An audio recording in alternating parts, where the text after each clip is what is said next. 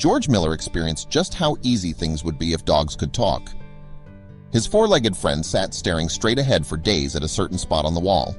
It took George quite some time to realize what his dog was looking at, but once he did, he went from one surprise to another. Crosby, George's dog, had been staring at the same spot on the wall for days. He only left this position at mealtime. Even though George had already inspected every bit of wall several times, he decided to get up again and take another look at what was holding his pet's attention. And like all the times before, the dog, Crosby, was convinced George had understood him when he headed for the wall. The happy dog hopped around the room, wagging his tail happily. The inspection had been in vain again. George didn't understand at all. What was wrong with that wall? George Miller, a 29-year-old bachelor, had become very lonely after moving to another city. He decided to go to the shelter and fell head over heels in love with Crosby, who was still a puppy at the time. George loved his four-legged friend, and over the years he learned that a dog is indeed a man's best friend. George had no idea what adventure he would have thanks to Crosby. George hadn't exaggerated a word. Crosby was indeed a very sweet dog. The animal was also very social. Crosby was kind to everyone he met, both humans and animals. Still, he had some favorites, including George's neighbor's cat and dog. For years, Crosby played with his furry neighbors, much to the delight of human onlookers. Unfortunately, disaster struck, and his two best friends died shortly after each other. A huge downer for Crosby, as he was such a social animal. This was the main reason George took him to the dog park so often. That is why it raised many questions for George when Crosby no longer wanted to play with his animal friends suddenly. Instead, he just sat staring at that wall. What was going on? One day, George came home from work. Much to his surprise, his best friend Crosby was not waiting for him in the hall. George sprinted through the house without taking off his coat. Something was very wrong here. Normally, when he came home every day, he was welcomed by a very enthusiastic dog. When George arrived in the living room, he saw Crosby sitting there dead still, staring at the wall. George called his dog, overjoyed that he was okay. There was no reaction from the animal. George decided to crouch next to his friend and look at the wall as well. He didn't notice anything on the bit of wall they were staring at together. After a while, Crosby was done staring, and he finally realized that his owner was home. Crosby behaved quite normally for the rest of the evening, but when George had to go to the bathroom in the middle of the night, he was surprised to see his dog nailed to the floor again in the same spot. What was wrong with his best friend? What could be seen there anyway? The answer to this question turned out to be very moving. After 5 days of watching his dog be entertained by a blank wall all day, George thought it was enough. It was time to find out what was going on. He got up early and went to the nearest electronics store, where he bought a security camera with the night vision goggles. George plugged the camera in and pointed it at his dog's back and the wall where Crosby was staring. What happened when George looked at the CCTV footage? Crosby didn't stare at the wall all day at all. The footage clearly showed that he only sat there when George was around. When Crosby heard George approach, he quickly sprinted to the living room, where he took his now familiar spot opposite the wall. What was there to see on the wall? What could be hiding in the wall?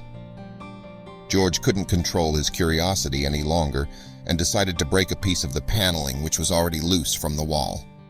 There was a hole in the drywall that was now exposed. How did this hole get there? George dug his arm into the plasterboard up to his elbow and felt the inside carefully. He was shocked when his fingers suddenly touched George's fingers, explored the inside of the hole, and found a lot of debris. But suddenly George heard the sound again, not muffled by the paneling this time. George's hand just didn't reach far enough, so he started clearing some of the debris from the hole. He had to find out what was hiding in this hole. It had captured Crosby's attention for 5 days, so it had to be something very special. What was that?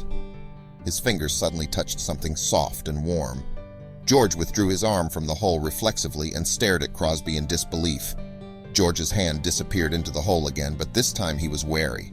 He ran his fingers over the bottom carefully until he felt the warm, furry object again. George grabbed the animal and withdrew his hand from the hole. How did this kitten get into the wall? Did this have anything to do with Crosby? The creature was covered in dust and must have been very hungry. That the little cat was thirsty was immediately apparent when George put a bowl of water in front of him. The kitten drank the water greedily. George had a strong suspicion of how the animal had ended up in his house. He gave Crosby a piercing look. Had his four-legged friend sometimes taken this kitten inside his mouth because he no longer wanted to be lonely? But where did his dog suddenly get a kitten? George rang the doorbell of all his neighbors, but none of them had lost a cat.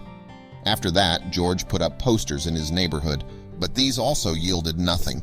You would think that such a cute kitten would be sorely missed by his owner, so George was very surprised to see no response to his inquiries.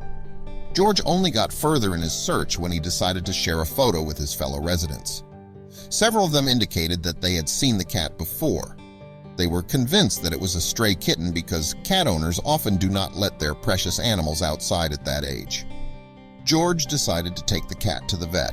He should be able to easily find the owner with the help of the microchip. The vet gave the kitten a thorough checkup. She took blood from the animal, looked in his ears, eyes, and mouth, and did several other tests. The animal turned out to be perfectly healthy but very hungry. While the animal was enjoying its first meal in 5 days, the vet scanned its neck. Unfortunately, the kitten did not have a microchip, which confirmed the suspicion that it was a stray cat. Miller decided to post the photo he took of the kitten on social media, but unfortunately the owner was not found. What would he do? While George thought about what to do with the animal, he let him recover in his house for several days. Crosby loved having such an animal friend around. Still, George decided he didn't want a second pet. The kitten might be cute, but it was an extra responsibility that George didn't want. So he took the cat to the shelter after a few days. The vet told George there was indeed a good chance that the kitten would be euthanized if he left him at a shelter. George remembered how excited Crosby had been and how sweet the kitten had been with him for the past few days. He could not get this over his heart. Was there no other option? You can try to give the kitten away via the internet, but then you run the risk that it ends up with a less loving owner, said the vet. George had grown attached to the animal and realized he had only one real option. He decided to adopt the kitten. The kitten became the newest member of the family he already formed with Crosby. Crosby was thrilled, and the kitten immediately started purring when he got home. In fact, George had realized all along that he wouldn't be able to let go of the cat. George named the kitten Mr. Jingles.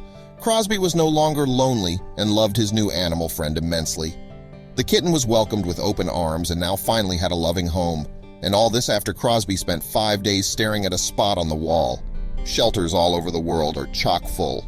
The poor animals that stay here urgently need a new home. If you are not able to permanently adopt a pet, you can always see if you can provide temporary shelter for the four-legged friends. Dogs and cats are our best friends, so you'll get a lot of love in return. There are, of course, other ways to help the shelters. You can donate money, volunteer, or point out the benefits of adopting a pet to other people. Please contact a shelter near you to see what you can do for them.